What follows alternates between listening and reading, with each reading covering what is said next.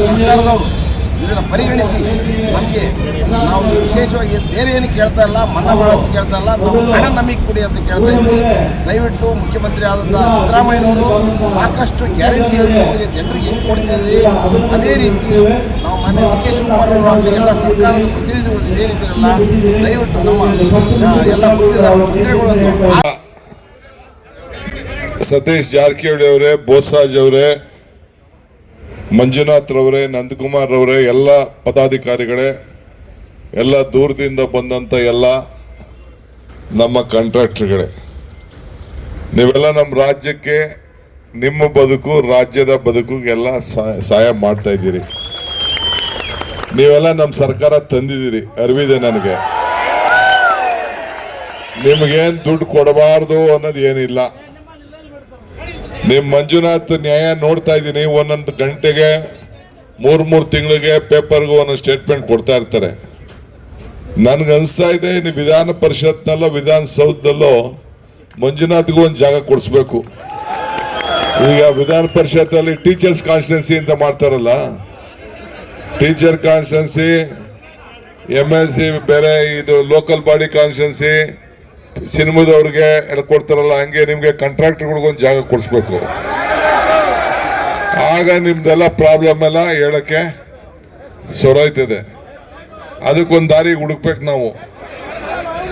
ಆಯ್ತು, ಈಗ 13,000 ಕೋಟಿ ರೂಪಾಯಿ ನಂದೇ ಇಲಾಖೆ. ಈಗ ನಿಮ್ಗೆ ಗೊತ್ತಿದೆ, ಬೋಸರಾಜು 3,000, ಇವ್ರದ್ದು ಒಂದು 8-9,000, ಒಟ್ಟು 37,000 ಇದೆ. ಇದು ನಿಮ್ಗೆ ಗೊತ್ತಿರೋ ಲೆಕ್ಕ ಅಷ್ಟೇ. ನನ್ನ ಲೆಕ್ಕದಲ್ಲಿ ಪಾಪ ಇನ್ನು ಅವರು GST ಕಟ್ಟಬೇಕಾಯ್ತದೆ ಅಂತ ಇನ್ನು ಬಿಲ್ಲೇ ಕೊಡಲಿಲ್ಲ ಒಳಗಡೆಗೆ, ಇನ್ನೂ ಜಾಸ್ತಿ ಇದೆ. ನಿಮ್ಮ ನೋವು ಗೊತ್ತಿದೆ. ಈಗ ಮಂಜುನಾಥ್ ಹೇಳ್ತಾರೆ ಹಳೆ ಕತೆ ಹೇಳ್ಬಿಡಿ ಅಂತ. ನಾನು 6 ತಿಂಗಳು ಮುಂಚಿತವಾಗಿ ಹೇಳಿದೆ, ಬೇಡ ಕಣ್ರಿ, ಅದು ದುಡ್ಡಿಲ್ಲದೆ ಕಾಂಟ್ರಾಕ್ಟ್ ತೊಗೊಳ್ರಿ ಅಂತ ಅಂದ್ಬಿಟ್ಟು ಕಾಂಟ್ರಾಕ್ಟ್ಗೆಲ್ಲ ನಾನು ಹೇಳಿದೆ. ಪಾಪ ಯಡಿಯೂರಪ್ಪನವರು ಬೊಮ್ಮ ಏನು ಮಾಡಿದ್ರು, ದುಡ್ಡು ಇರಲಿ ಇಲ್ಲದೆ ಹೋಗಲಿ, ಕೆಲಸ ಕೊಟ್ಟಿದ್ದೆ ತೊಗೊಂಡಿದ್ದೆ.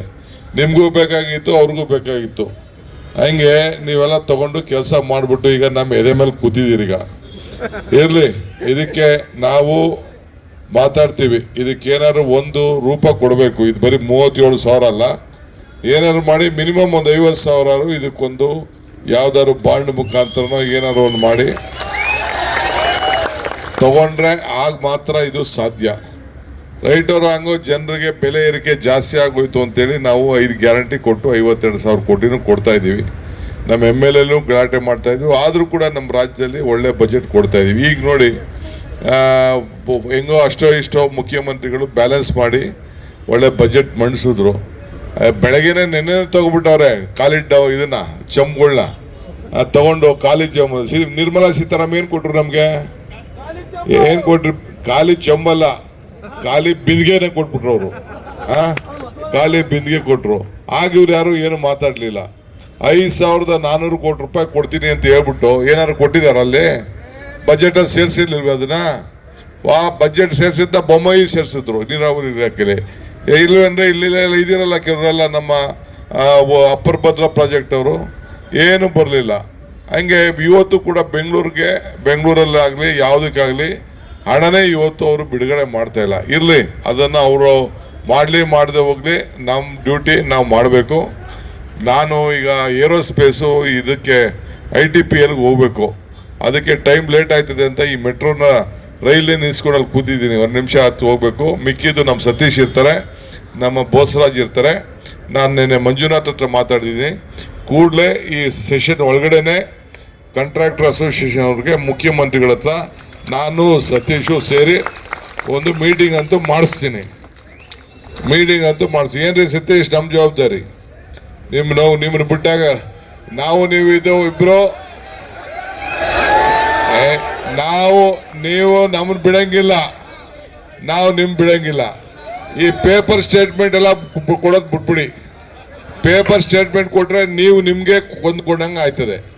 ಸ್ಟೇಟ್ಮೆಂಟು ಪೇಪರಲ್ಲಿ ಬರ್ಬೋದಷ್ಟೇ, ಪೇಪರ್ಗೆ ಏನಾದ್ರು ಅನುಕೂಲ ಆಗ್ಬೋದಷ್ಟೇ, ಒಂದಿನ ನ್ಯೂಸ್ ಆಗ್ಬೋದಷ್ಟೇ. ಅದರಿಂದ ಏನೂ ಪ್ರಯೋಜನ ಆಗೋದಿಲ್ಲ. ನೀವು ಬನ್ನಿ, ನಮ್ಮ ಹತ್ರ ಮನೆ ಒಳಗಡೆ ಕೂತ್ಕೊಳ್ಳಿ, ಚರ್ಚೆ ಮಾಡಿ, ಏನು ಬೇಕಾದ್ರೂ ಗುದ್ದಾಡಿ, ನಾವು ಚೀಫ್ ಮಿನಿಸ್ಟರ್ ಕರ್ಕೊಂಡು ಹೋಗಿ ದುಡ್ಡು ಯಾವ ರೀತಿ ತರಬೇಕು, ಏನಾದ್ರು ಒಂದು ದಾರಿ ಹುಡುಕಿ ಸಹಾಯ ಮಾಡೋಣ. ನಾನು ಇಲ್ಲಿಗೆ ಯಾಕೆ ಬಂದಿದ್ದೀನಿ ಅಂತಂದ್ರೆ ನಾನು ಸತೀಶು ಬೋಸರಾಜು ನಿಮ್ಮ ಜೊತೆ ನಾವು ಇದ್ದೀವಿ ಅಂತ ಹೇಳಲಿಕ್ಕೆ ಇಲ್ಲಿಗೆ ಬಂದಿದ್ದೀವಿ. ಇಷ್ಟು ಮೆಕ್ಕಿದ್ ಮಾತಾಡೋಣ. ಒಳ್ಳೇದಾಗ್ಲಿ. ನಿಮ್ಮ ಸಮಸ್ಯೆಗೆ ಆದಷ್ಟು ಜಲ್ದಿ ಪರಿಹಾರ ಹುಡುಕ್ತೀನಿ. ನಮಸ್ಕಾರ. JB ಆಫೀಸರ್ಸ್ ಕರ್ ಮಾತಾಡ್ತೀನಿ ಪಾಪ ನೀನು.